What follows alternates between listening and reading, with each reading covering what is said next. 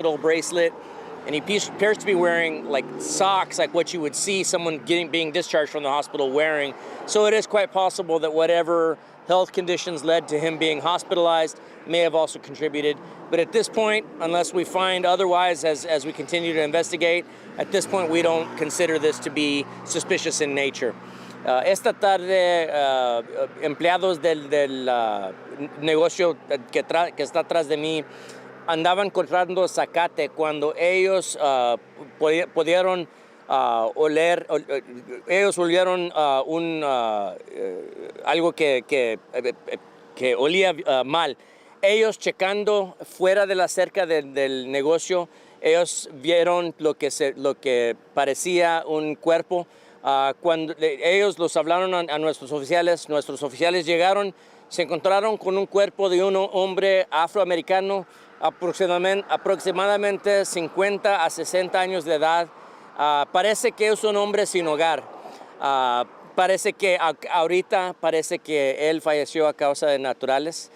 Pero ahorita el médico está aquí, tanto como nuestra unidad de homicidio. Ellos van a seguir investigando, pero por ahorita no podemos sospechar que alguien mató a este hombre, solamente que parece que él falleció a causas naturales. También es posible, él parece tiene una pulsera puesta de un hospital y unos calcetines como que si apenas salió del hospital. Entonces es posible que la condición que lo mandó para el hospital es algo que también él falleció a causa de eso. Entonces ahorita no lo consideramos un homicidio, pero sí vamos a seguir investigando.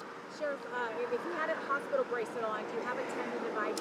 We have a tentative ID, but typically we wait for the medical examiner to I don't know if we're able to read yet what's on that bracelet. We typically don't move the body until such time as the medical examiner gets out here. As I was leaving, the medical examiner investigator was pulling up, so I would assume they're going to be doing that right now. But you don't have reports of a missing person that might match that or anything? At this point, no. And again, the indicators are that this gentleman's been living here in this wooded area behind me, pretty much open to the elements. So I would imagine that it would not surprise me to find out that this was due to heat. Sheriff, if you have another moment, nobody else has Sure. questions. We're also wondering about the two recent deaths in the jail. Sure. Can you speak about that? Sure. I know they're under investigation. Sure, absolutely. As far as yesterday's, I can't comment too much. I do know that we're considering it to be a homicide, inmate on inmate. The Texas Rangers are handling that case, and so I would defer any questions regarding ongoing criminal investigation to them. But with that being said, we believe we know who's responsible for it, and that person is in the process of being charged criminally. But again, I would defer to the Rangers on that. As far as the inmate that passed, I believe he was a male in his 60s, and I believe he was there for violations of sex offender registry, is my understanding. But beyond that, I just don't know what the exact nature of his charges were, other than they were some sort of sex-related offense. As far as the case from today, we do believe it. Obviously, with both of those cases, the medical examiner has to make the final ruling as far as cause and manner of death. The one for today, we're working on the premise that it's a suicide. At this point, we have indicators that there was a suicide. The inmate in this case is a man in his early 30s. I can't give his name just yet. We're in the process of notifying next of kin. I can tell you that he was there for parole violation on drug-related charges, and that recently, unfortunately, he had gotten some bad news. We're able to piece together by listening to phone calls in the aftermath that it appeared that he had gotten some bad news here recently and may have been despondent over that. But with that being said, Precinct 2 is handling the criminal investigation on that. And of course, I'll defer to further comments on the criminal side of that. As soon as we're able to, when we give notification to next of kin, we'll be able to identify the victim in the case. Sí, tenemos dos casos de involucrando muerte en la cárcel estos 2 días.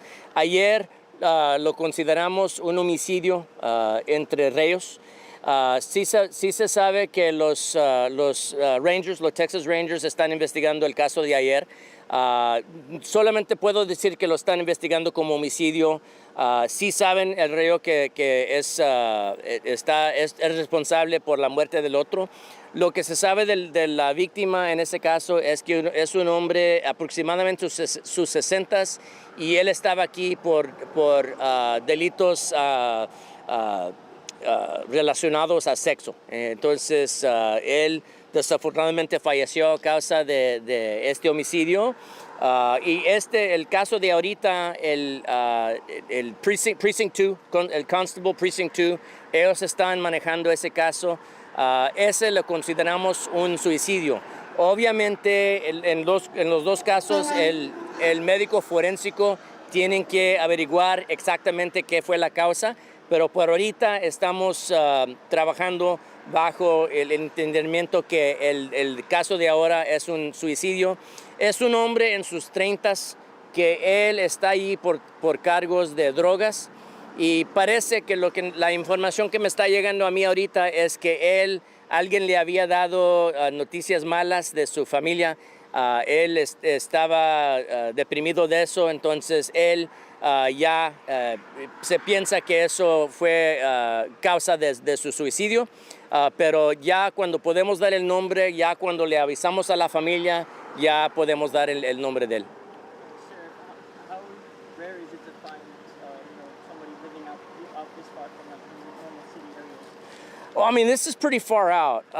Here, I know that it's not too uncommon to find homeless encampments. Typically, those are in bigger groups. With this, it appears that this gentleman was living out here alone, and he's really, literally, he has. Let me just stress that the business here really has nothing to do with this death. He's actually, if I had to estimate, so this is the fence line that runs straight back. We're about on the fence line. It's probably 20 to 30 feet outside their property line. They were gracious enough to let us in, but it appears that this man was living out there in the woods by himself. There's some evidence that he'd been bedding down in that area, and again, we don't know exactly what it was that ultimately led to his death. But unfortunately, at this point, it looks like it happened here, and there was right now no foul play though, fortunately. With it being so hot right now, within 100 degrees, how important is it to find people who are living out here? Well, and that's why it's absolutely vital that we get everybody and anybody and everybody out of the elements. There's so many opportunities for folks to find. Services, homeless services. It's actually absolutely a matter of life and death that we get these people in and out of the elements. This poor man, I can't imagine, what circumstances in his life led him to be homeless. But I want people to know that there is no, there are resources out there to help you get off the street, before something like this happens. So let me also add. With regard, if I can switch gears back to the suicide in the jail, I do want to remind anybody with family members in the jail that we do have a suicide hotline. So if for example, and this is actually on a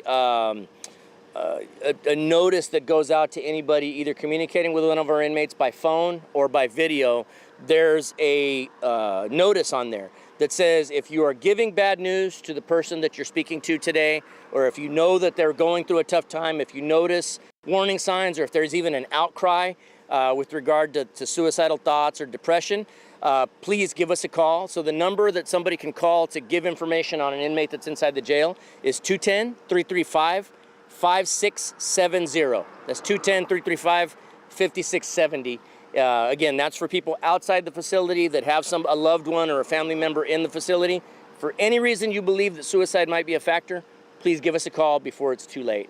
Quiero dar el número de si alguien llega a tener familiares dentro de la cárcel, si ellos están con pendiente que algo les vaya a pasar a la persona que está encarcelada, si tienen depresión, si tienen, por ejemplo, si les dan, si un familiar habla con la persona dentro de la cárcel y les dan noticias malas, que algún pariente se murió, si alguien se está divorciando de ellos, nosotros queremos saber de esa persona antes de que pase una tragedia.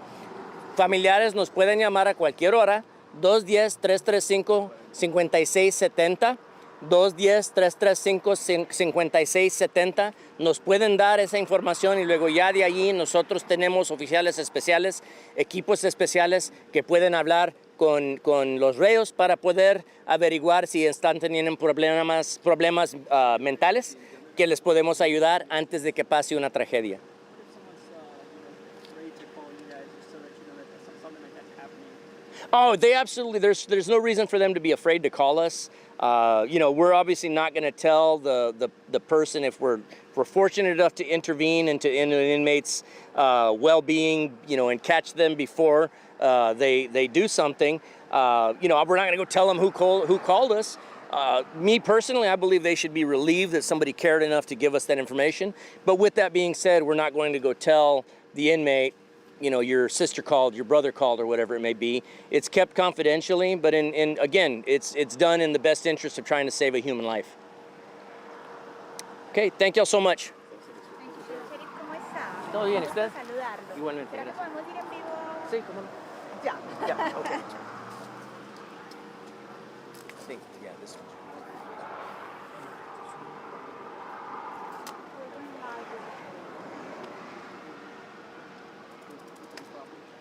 Y mientras nos conectan, me va contando qué fue lo que pasó. Encontraron el cuerpo de un ¿En este señor. caso?